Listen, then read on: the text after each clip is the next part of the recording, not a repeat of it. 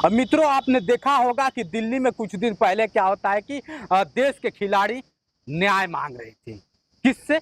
ब्रजभूषण शरण जी से। आज वही ब्रजभूषण शरण क्या होता है कि चंद्रशेखर आजाद रावण पे मुकदमा करने की बात कर रहे हैं। और क्यों करना चाहते हैं ये सब हम आप बात करेंगे।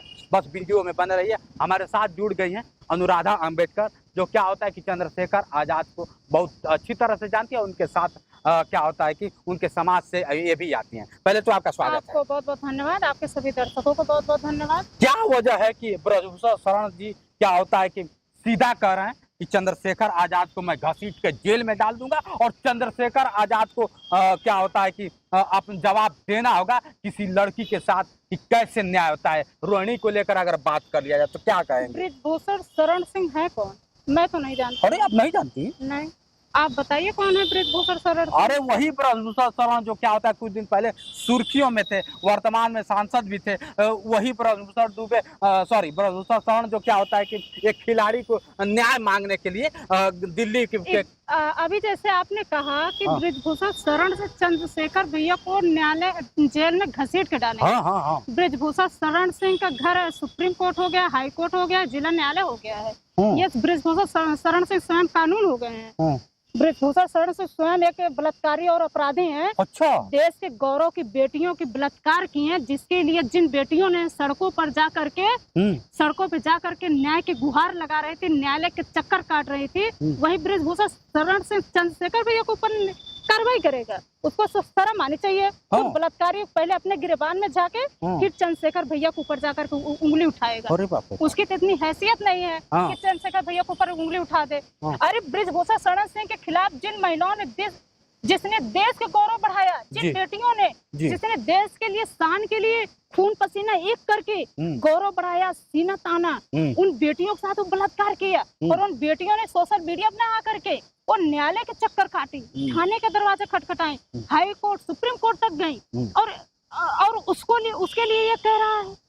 अब जो रोहिणी घावरी आरोप लगा रही है वो सोशल मीडिया पर आरोप लगा रही है। अगर उसके साथ गलत हुआ तो जाकर के न्यायालय चक्कर काटे ना। पहले वो न्यायालय में जाकर उसको न्यायालय से न्याय न मिले तब वो जाकर के सोशल मीडिया पर आए। ब्रजभूषण शरण सीधा कह रहे हैं कि क्या होता है कि चंद्रशेखर आजाद को औकात में ला दूंगा। चंद्रशेखर आजाद को क्या होता है कि बहुत जल्द जेल के सलाखों में डाल दूंगा। चंद्रशेखर आजाद को खटखटाना होगा। क्या होता है कि सलाखों का दरवाजा बहुत जल्द क्या होता है।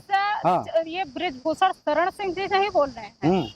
ब्रजभूषण शरण सिंह तभी तक बोल रहे हैं जब तक शासन है, सत्ता में है। शासन सत्ता में है, गलती उसकी नहीं है। अगर हमारा न्यायपालिका ठोस है, आज भी न्याय हमारी ठोस है, न्यायपालिका हमारी ठोस है। इस्तीफा की मांग कर दिए हैं। कौन इस्तीफा मांग कर रहा है? इस्तीफा की मांग कर दिए हैं, जेल की मांग की है। अरे वो मांग करे ना। बेटियों के साथ बता रहे हैं कि क्या होता है अपराधी है चंद्रशेखर। बलात्कारी है। 50 मुकदमे से ज्यादा उसके ऊपर मुकदमा है। चंद्रशेखर भैया के ऊपर कितना मुकदमा है?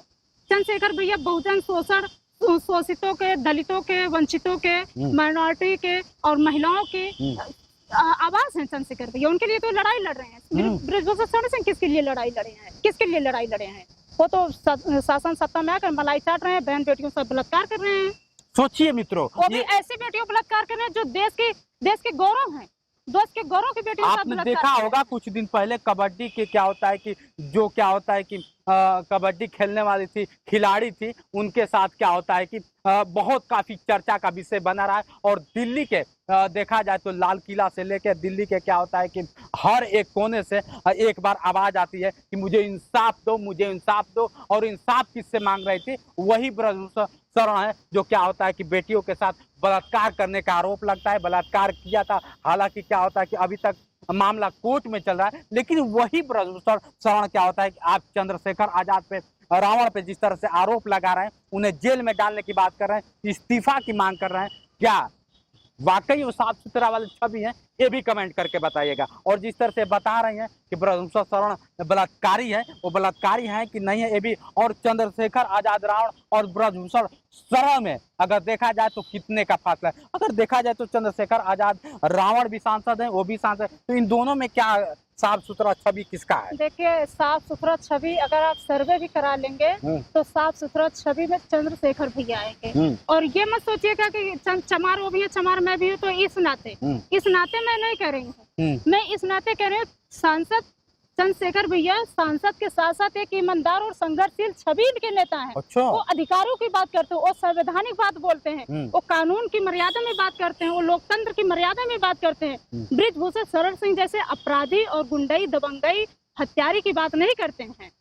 चंद्रशेखर भैया का अगर आप सर्वे करा लेंगे तो नंबर 1 पे चंद्रशेखर भैया जाएंगे। ये मैं नहीं बोल रही हूँ, ये पूरा बहुजन समाज बोल रहा है, देश की बेटियां बोल रही हैं, और वो भी बेटियां बोल रही हैं जिन बेटियों ने भारत की गौरव थी और जिन बेटियों की लड़ाई के लिए चंद्रशेखर भैया समर्थन करने गए थे। सोचिए मित्र, अब इनके बातों से कितना सहमत है कमेंट करके बताइए। और हाँ, वही बृजभूषण शरण जो क्या होता है कुछ दिन पहले बेटियों को लेकर, बेटियां जो क्या होता है कि देश की गौरव थी, बेटियां जो मेडल लाती थी, बेटियां क्या होता है कि अपने दम पे कुश्ती प्रतियोगिता में, कबड्डी प्रतियोगिता में भारत का नाम ऊंचा करते थे, वही आरोप भी लगा दिए और उनको न्याय तक नहीं मिला। आज वही बृजभूषण शरण क्या होता है कि चंद्रशेखर आजाद जैसे लोगों पर आरोप और क्या होता है कि कोर्ट का दरवाजा खटखटाने की बात कर रहे हैं। अब कितना इनके बातों से सहमत है कमेंट करके बताइए। आज के लिए इतना ही, बने रहे वीडियो के साथ। मैं हूं जितेंद्र और आप देख रहे थे जोश एक्सप्रेस। नमस्कार।